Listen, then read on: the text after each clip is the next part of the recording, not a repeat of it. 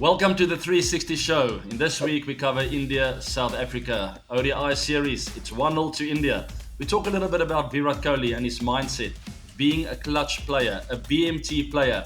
How does he keep on doing it? We also cover West Indies and New Zealand, three test match series. It's all to play for over there. And last but not least, the Ashes. The big one. It's the second test match. It's a day-nighter. And we also bid farewell to some IPL players. We cover all of that on the 360 show. Let's hear it.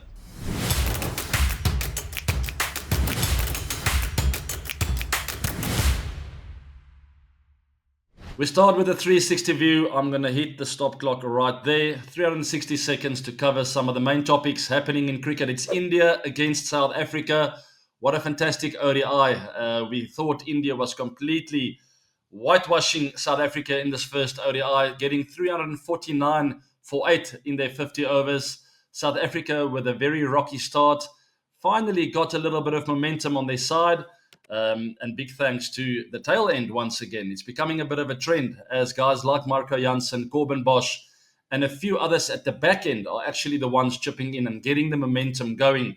Fantastic effort, getting close. Yes, the dew maybe played a role, and that is very, very tricky sometimes. Batting first in India in a day-night match, you don't quite know what's going to be enough. We often see that in the IPL as well. Shortened version of the game, yes, but still the dew plays a role. And I think the dew might have helped South Africa a lot, but also some of the top order batters would be pinching themselves, going, I should have just stuck it out a little bit longer, waiting for the dew to come down and for the wicket to play a lot better. The ball started skidding off, getting a lot more momentum on your shots, and boundary hitting became a lot easier.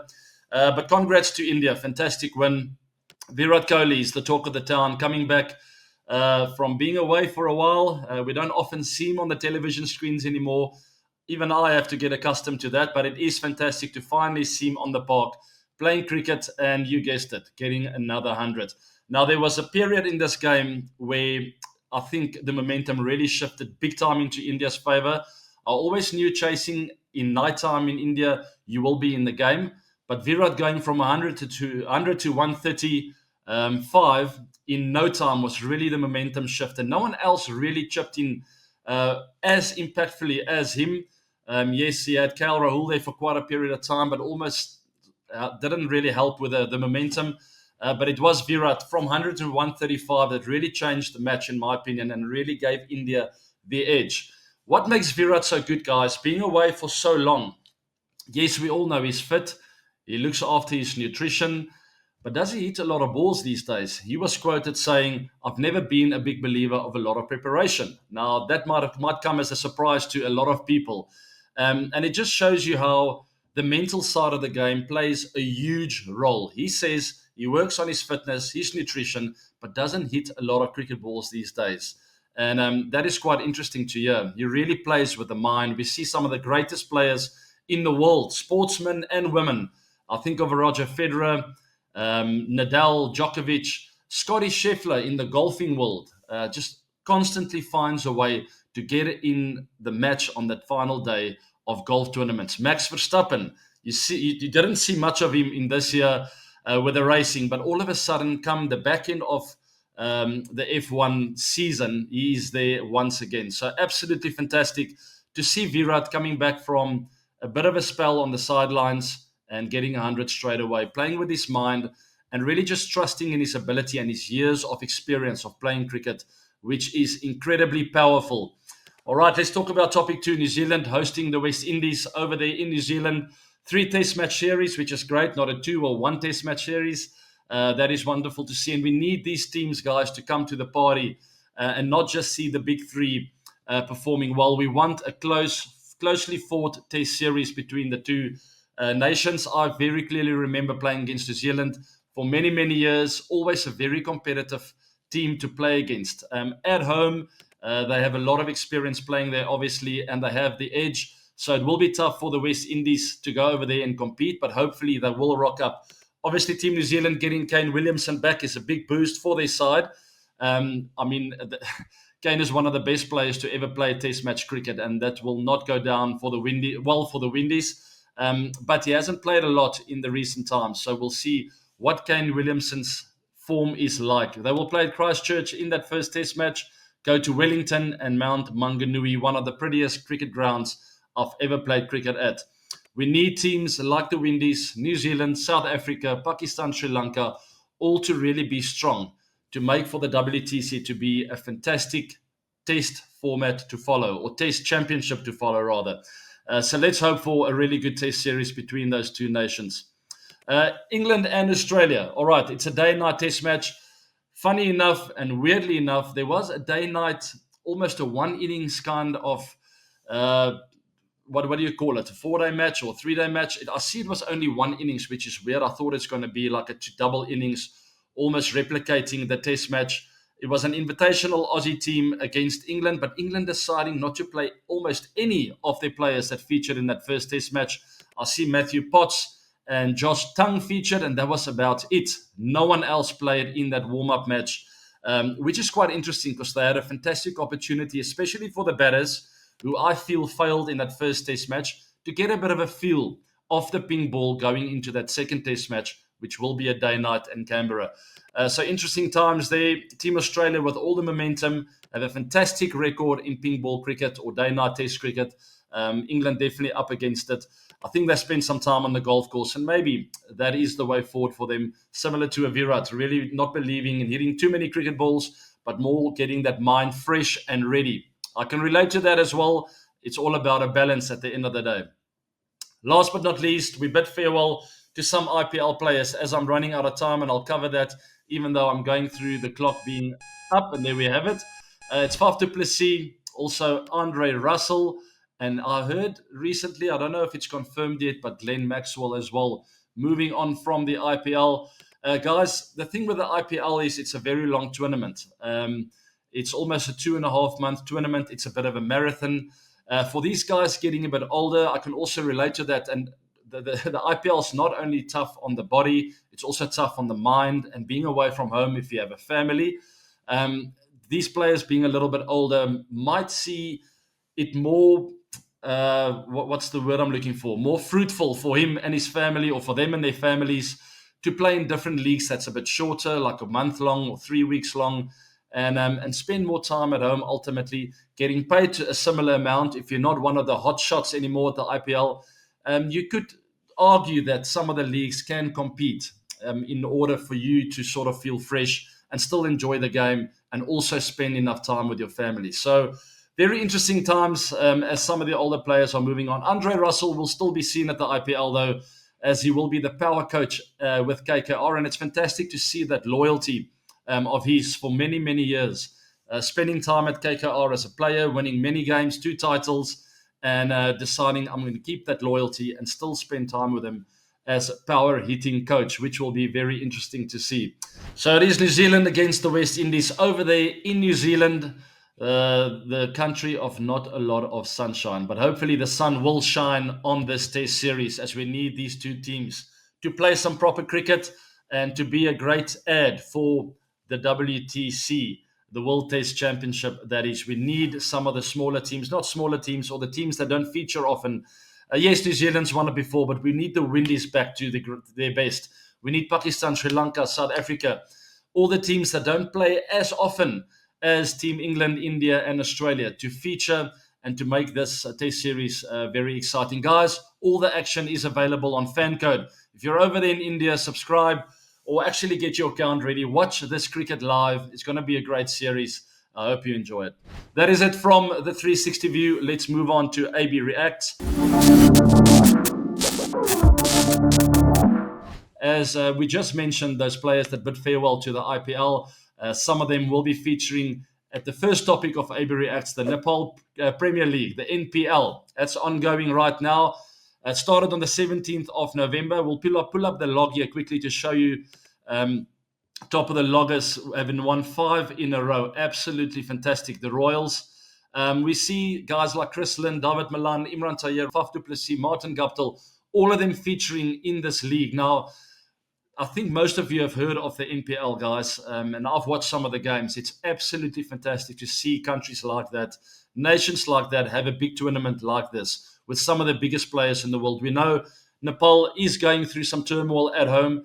And this is just uplifting. They love cricket over there. They're very passionate about the game. We've seen some of the best players in the world come from Nepal, and this will be really good for their cricket moving forward. And I'm very happy to see this tournament going from strength to strength. It's all on fan code, guys. If you're over there in India, get your account ready. Do not miss any other action. Quickly, AB reacts on the second topic, the Formula One. I mentioned that briefly earlier, Max Verstappen.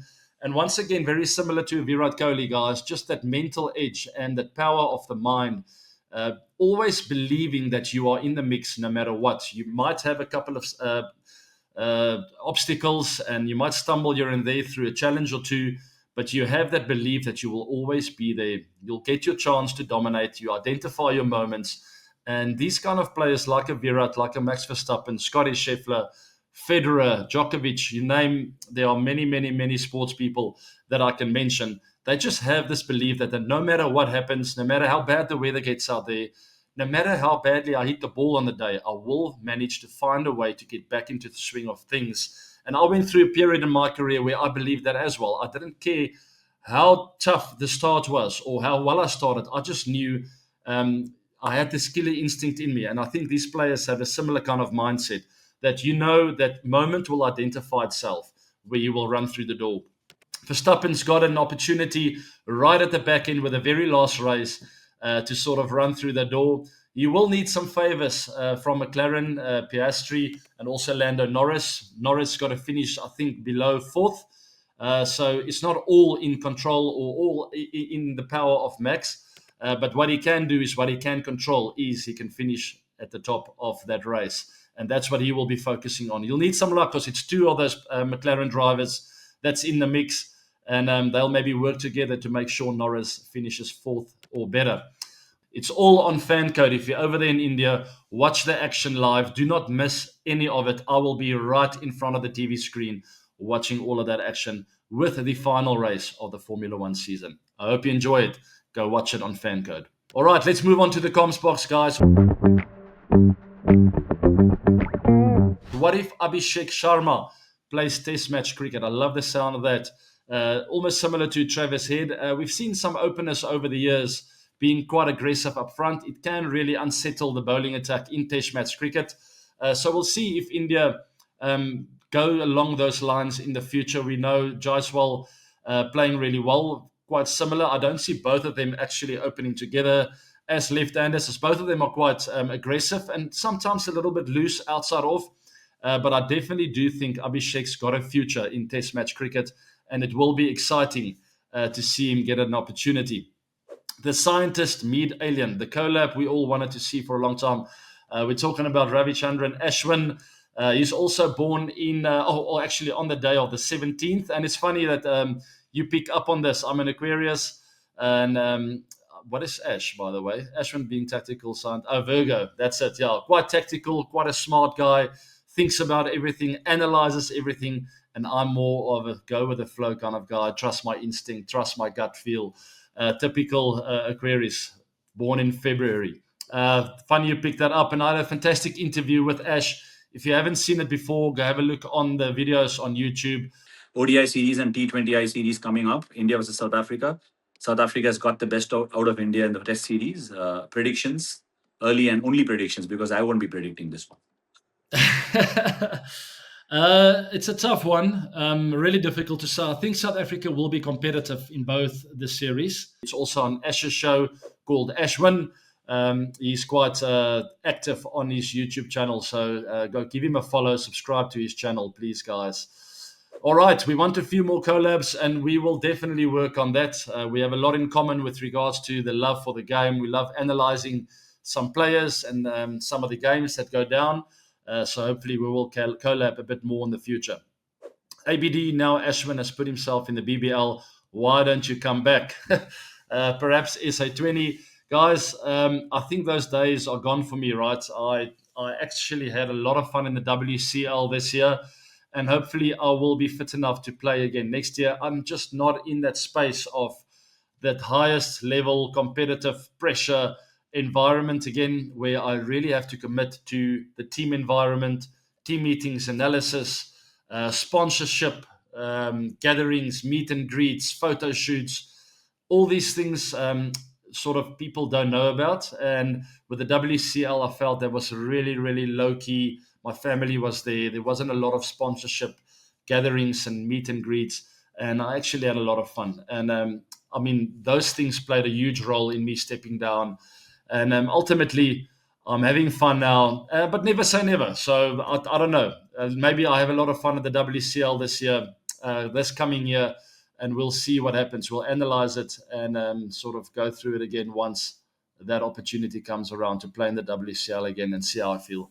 All right, what's the one mistake young batters must avoid if they want to score big? I think concentration is key, and just understanding that the gears will change. And I often speak about this, and I tell you guys that I speak to guys like a Devil Breathers about this, where it is absolutely crucial to read the game, read the situation, be prepared to change gears up to 5, down to 1. If you want to bat for a long period of time, you want to score big, you have to have the ability to adapt. And we also spoke about it when I collabed with Ash about the Ashes England batting lineup and how they are not really prepared to change gears. And if guys like Root and Ollie Pope, to name but a few, who actually have the ability to do so, if they're not prepared to do so, some of the more aggressive players don't really stand a chance, because you need the cement in your team, the glue. And I feel most batters, or all batters, need to have the ability to adapt to different situations of the game. So that's the key to scoring big. All right, please, new video on batting series. It is coming up. I've done some work in this week, and I really hope you guys enjoy From AB to 360. Keep an eye out for that. So follow me on YouTube. Also like, share, and subscribe. Hit that bell notification so that you will be notified once those coaching videos come through. I talk a little bit about mindset. I'll also talk about how to handle pressure in the upcoming From AB to 360 series, and there will be a lot more videos to come. Too cool for school, guys. You know that new segment. It's not so new anymore.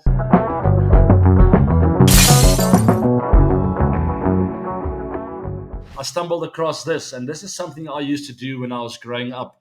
I still do it on the farm when we get to the water areas or the watering holes. I get my boys and we pick up some pebbles and we get up to some of this. How far can you throw it? It's all about technique. What a cool video. That little pebble skipped for, I think, 120, 130 meters. I think I can beat that. I would love to take him on. I think it's the secret is in the pebble or the little stone that you use. And then obviously technique. You need to get it sidearm. We see some play. I remember Hashim Amla always throwing in like that, but more so to do with his shoulder injury that he carried at the time. But definitely sidearm. You have to get that stone or that pebble absolutely parallel to the ground, just with a lot of momentum and velocity, just for it to kiss the water with that first skip, and then it needs momentum to go for a big distance. 6 hitting 130 meters sounds like an Andre Russell 6. Now that we spoke about him earlier, hopefully Andre Russell will be helping KKR to hit some big sixes in this year's IPL. Next year's IPL 2026. Guys, that is it for the 360 show. It is the end of this episode. I hope you had fun. I certainly did. Keep an eye out for the From AB to 360 videos. It will be released really soon. Hit that bell notification, like, share, and subscribe. You know the story, to make sure you don't miss any of it. Thanks for joining me on the 360 show. Have a wonderful week. It is almost holiday time. Bye now. I've got this all going.